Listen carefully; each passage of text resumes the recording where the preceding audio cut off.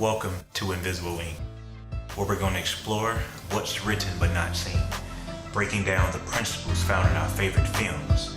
Today we have our first endeavor, our first film, Passengers, starring Chris Pratt and Jennifer Lawrence. Let's go.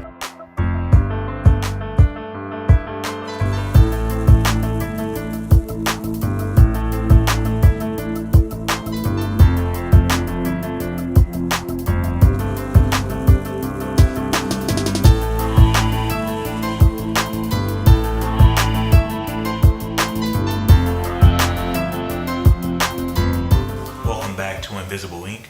For those of you that are stopping by for the first time, please subscribe, like, share, but most importantly, comment.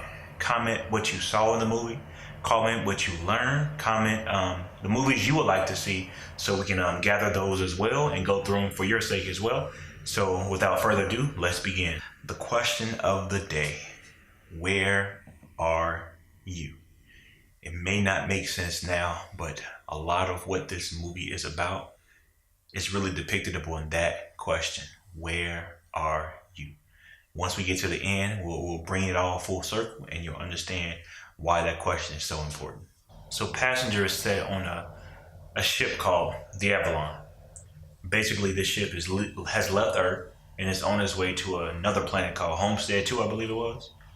And during this journey, there's about, I think they say, between 500 and 600 people, some crew and some just passengers, asleep, cryo sleep, or some type of sleep, whatever you want to call it.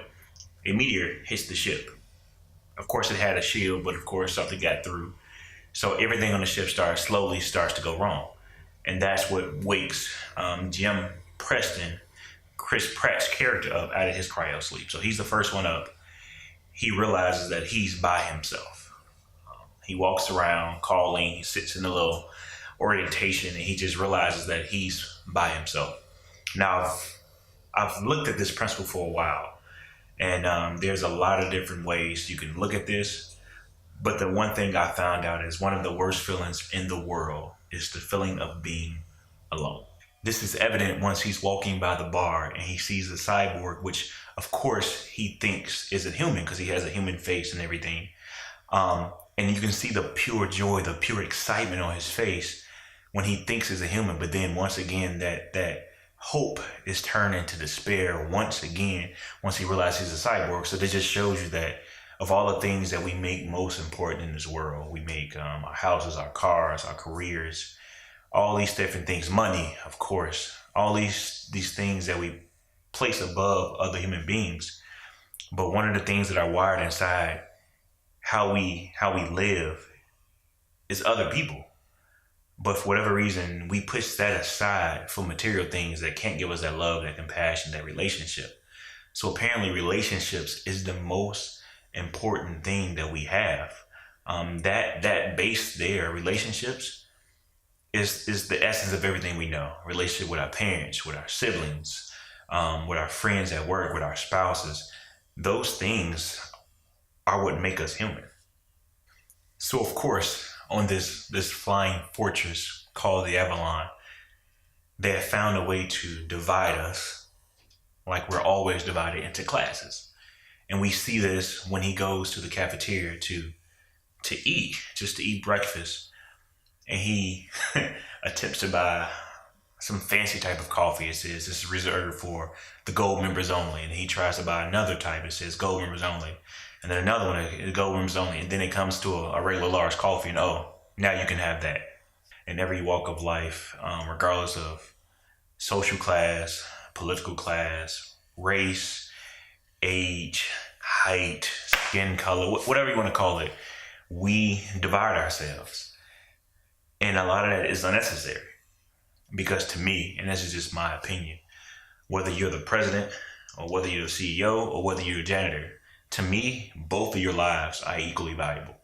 I don't value you more because you are the CEO. You have what they call a higher position, but that doesn't mean your life is more valuable than another human being. So Jim discovers that he needs to try to get inside the bridge where all the important people and all the important gadgets and the important computers are. And so he tries everything he can. So apparently this This door is built out of vibranium or something. So he used everything he could. He could not get into it. And so it makes him feel even more empty inside. So he goes and talks to the bartender, and then he began to live his life up, playing basketball, enjoying food, moved into a new suite. But what we talked about earlier, the relationship with other human beings, he still doesn't have that. And so even though he have all the materialistic things, all the activities that he could ever want, he still feels empty inside because he doesn't have the most important piece, the relationship with another human being. At this stage, we begin to see him suffer, like really suffer through this loneliness. He begins to fall into a state of depression. Apparently his mind is playing tricks on him. It gets so bad that he even tries to kill himself.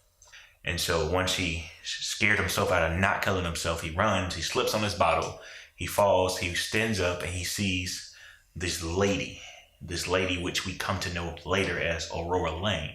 And he gets this feeling, this desire to get to know her. And so that's when he started finding all this type, I don't know, he went to some library or something, but found all this information about her. Well, what kind of career she has, what she does for a living, all kind of videos and things. Like he even comes and sits next to her pod and begins to talk to her. And so the most evident thing is, like we stated before, is that his human nature needs that relationship. His human nature needs to really connect with someone else besides himself. You can even see he's getting to his castaway stage where he's Tom Hanks on the beach where the scruffy beard is going crazy, but he's found that connection, even though she's not talking back. So apparently Jim is suffering. He's been alone for a year. I believe it said a year. And he's fallen in love with this girl that's laying there. And we can already see the thought forming that all he has to do is wake her up and to put himself at ease from the suffering that he had. But also he struggles. He knows that if he wakes her up, he's basically committing her to die along with him, because I believe they said it had another 88, 89, 90 years until they reach the planet. And so I guess they're already 20, 30 years old. So that puts you around 110, 120. So they know what he knows. If he wakes her up, it's sudden death for her. But he can't help the thought of wanting to be with her. Now, we could argue that it was more of him not wanting to be alone than wanting to be with her. But either way it goes, them two combined together, it's killing him inside, and he's battling that, and we see that going on. So what does he do? He does the same thing we all do when we want to do something we know is wrong. When we have this inkling, this thought about something we want to do, we find somebody else to try to gas us up. We try to find someone who's going to agree with us and make us feel better about our decision, even though we already know it's wrong. But we feel as if we get somebody else behind us, it'll make it a little more all right. So Jim goes to the bartender, which isn't even human. He's a cyborg or robot, whatever you want to call it. So he goes to him and asks him a hypothetical question about being on an island. And then the bartender says, well, I've never been on an island. So he just goes through this cycle of motions of basically trying to probe him to get the answer he wants to hear. But the real reason that he's only asking him this question is to make himself feel better about the thought of waking her up, in which we do that in every aspect of our lives. Not all of us, some of us, in which we have these tough decisions to make. And sometimes we already know the right answer. We already know what we should do, but instead we find somebody who's going to agree with us, who's going to gas us up. A lot of times when we go to people ranting, we don't want to hear the logic. We don't want to hear the person telling us, oh, you're wrong, or you shouldn't do this. We want somebody to gas us up. We want somebody to just agree with us and make us feel better. Oh yeah, girl, you know he right, and all that stuff. When in all honesty, you could have just not asked the person in the first place if you're going to do what you want to do anyway. So after his discussion with the bartender, it's evident he's still struggling. He's growing weaker and weaker by the moment, but he's making a good effort. He really is trying to keep his mind off her. He's trying to do whatever he can to keep himself busy, to keep from doing what he know he shouldn't do. He loses his battle with this thought. He goes to wake her up. Now ask yourself, and this is a point where you have to really, really be honest with yourself.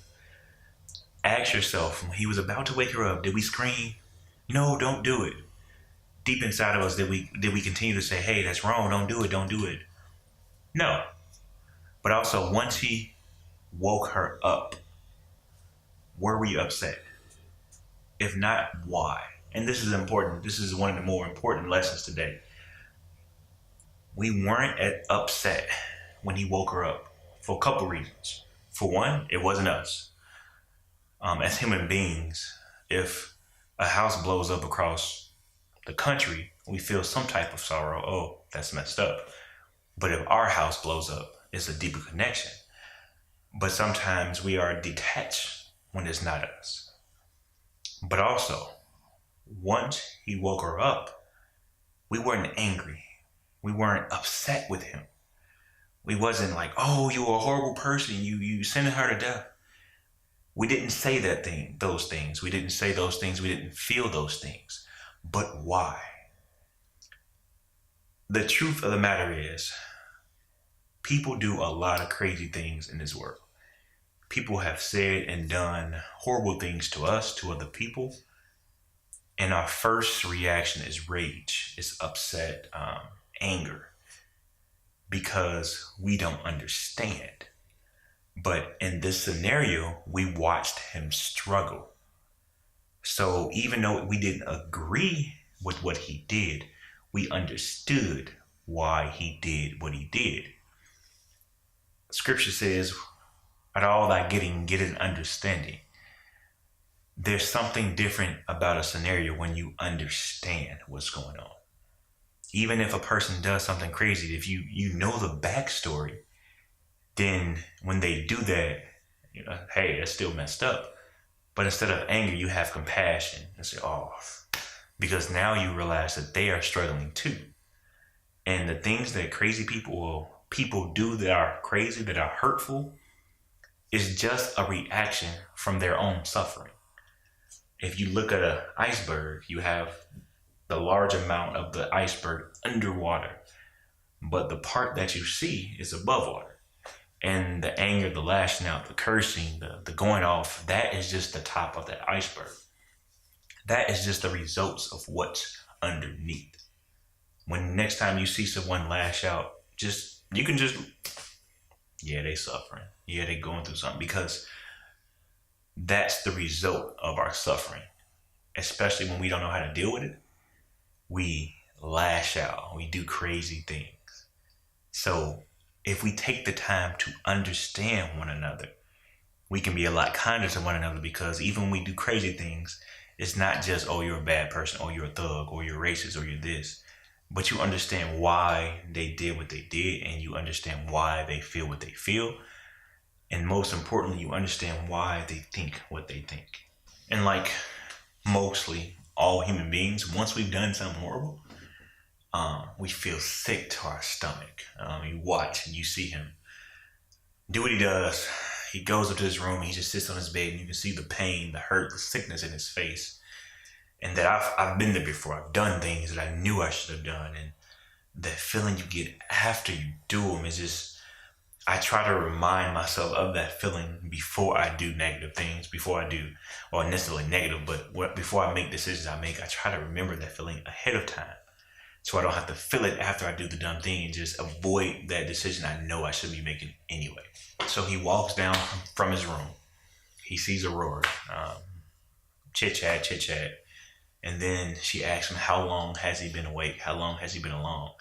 And he says, a year. And she says, which goes back to the point we just made, I can't imagine how hard it has been for you. Aurora is now awake as well. And you see, when she first began this concept of knowing that herself and Jim are alone, she does similar to what he does, just try to do everything she can to fix her issue, to fix her problem, to remove herself from this issue. And that same vibranium door that he tried to get in, she tried as well with the same tools that he had sitting there and couldn't get in, as you would expect. So Aurora turns to her passion, journalism. And she begins to write her book. I think it's My Voyage, she named it. And she says something important, very, very important. She says, I only have one companion, and that companion is a total stranger.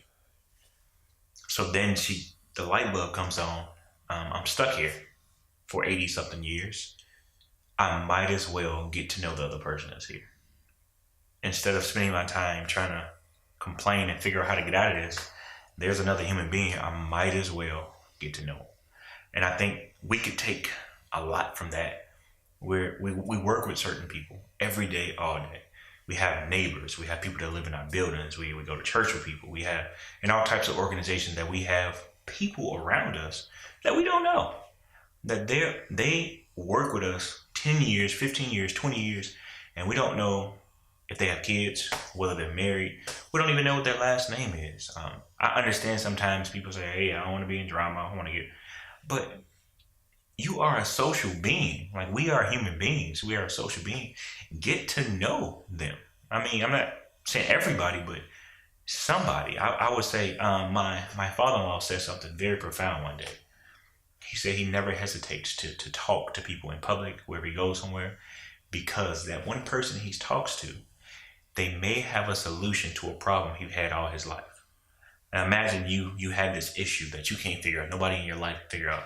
And the person standing next to you in the store has a solution, but you won't talk to them. Something to think about. So they begin to talk. They begin to get to know each other. They go downstairs to the pod room, whatever you want to call it, peas in the pod. And Aurora says, I'm a journalist. I know people. Which is a funny thing because we all think we know people. That's where racism comes from. That's where stereotypes come from. Discrimination, preconceived notions that we all think that we know based on what I heard about you, based on how you look. I assume that I know you as a person. And once again, the thing I like to do as well is just to ask simple questions. Jim asked Aurora a simple question. He just walked over and says, okay, her. What's her occupation? Him. What's his occupation? Midwife. And she couldn't guess him. Of course she can't, because she doesn't know the person. How many people or how many groups of people do we have preconceived notions of based on our knowledge, based on what we think we know? We assume all black people are thugs. We assume all white people are racist. We assume all cops are bad. We assume all Chinese are, whatever you want to call it. We have all these preconceived notions because we are telling ourselves inside our mind that we know people. And I can say for myself, I have been wrong every time I've guessed. Well, I take that back. Not every time. Majority of the time, I'm wrong when I have preconceived notions about people based on how they look, based on what I've heard. There are a lot of people in college when I walk by, they look like they stuck up, or you look like you're too good. And they turn out to be the best people that I've ever met. So I've learned I really don't know people. The only way for you to know people is to sit down and talk to them. If you are a Democrat, sit down and talk to a Republican. If you're a black, sit down and talk to a white. If you're, I would even encourage Black Lives Matter. Talk to a Ku Klux Klan member. If you can do it peacefully, then you may be able to understand why they think, and maybe you may be able to convince them that you are not what they think either. He asks her out. They go on a date. They enjoy themselves. They all lovey-dovey and stuff. Now, this is important. They're still in their current situation. They're still stranded on the Avalon, doomed to die. But none of that matters anymore. Their situation, their environment has not changed. But now their mind is focused on something else. But it also shows us how important those relationships really are to us when we don't think or we don't realize they are. Is that one good relationship can make you forget a whole life full of trouble. So now, the good part. Her birthday. He goes to the bathroom, prepares his speech, ready to propose, and the bartender spilled the beans that he woke her up.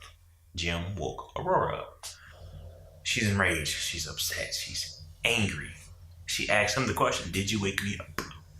He was honest about it. Yes. Sometimes when things has happened in our past, whether it be a year, 2, 3, 4, 10, 15, sometimes when we tell, we confess per se our sins, as you want to call it. Sometimes we get upset because we're thinking where we are. Um, that was 10 years ago. That was 20 years ago. Yes, that's true, and I understand that.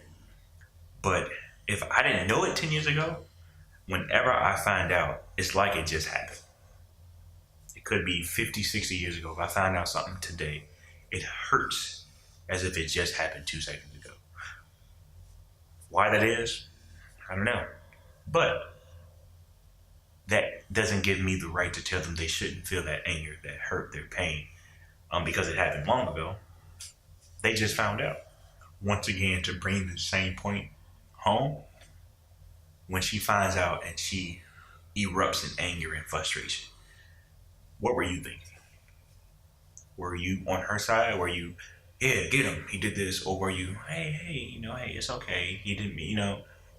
In my mind, I was more so like, hey, it's cool, just be cool. I understand. But why? The why, according to Simon Sinek, the why is always the most important question. The why is simple, and this is what we should strive for. The reason I wasn't all kill him when she found out, because I understand. I understand what he was going through. It doesn't excuse his behavior by any means. It doesn't make what he did all right. But what it does to me, it makes me have compassion on him, even though he's the one who did the hurting. Not because he deserves compassion, not because he's this or that. It's simply because I understand what he was going through. I watched him battle to fight himself not to do it. So when she erupts in chaos towards him, it's okay. He was struggling. He was hurt. And so if we took that time to understand one another, we would have more compassion on each other instead of anger. So Jim is sorry. He realized he messed up. He realized the magnitude of his mess up. And so she's jogging around the ship. He goes on the PA system. He apologizes. Now, he apologizes. Once you've done someone wrong or you apologize, there's nothing else you can do. Now, of course, you broke something, you fix it, whatever like that. But as most as you can do is apologize. Say, hey, I was wrong. I apologize. No excuses. I did that. That was wrong. But the key thing is, she said she don't care. She don't care how he feels. She don't care that he apologizes. And now, he is no longer the slave to the pity. She's a slave to her anger. And so she goes to her room, sits down, looking at an old video of her, I guess, a going away party. And she listened to one of her best friends give her a little synopsis of how Aurora was on Earth. And her best friend said something very, very important.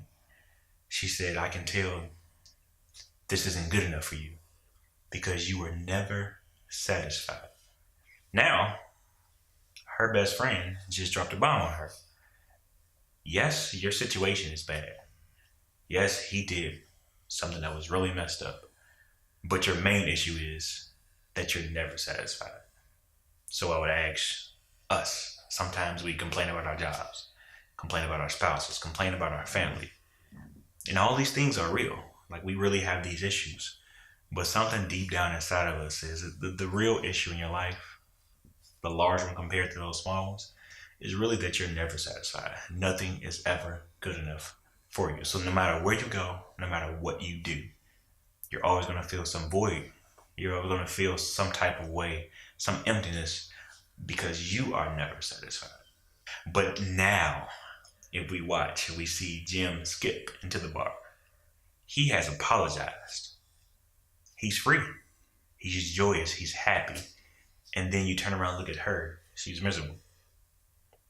Once again, the person that chooses to hold on to hate, the person that chooses to stay angry, the person that won't forgive, always ends up the miserable one. Lawrence Fishburne wakes up.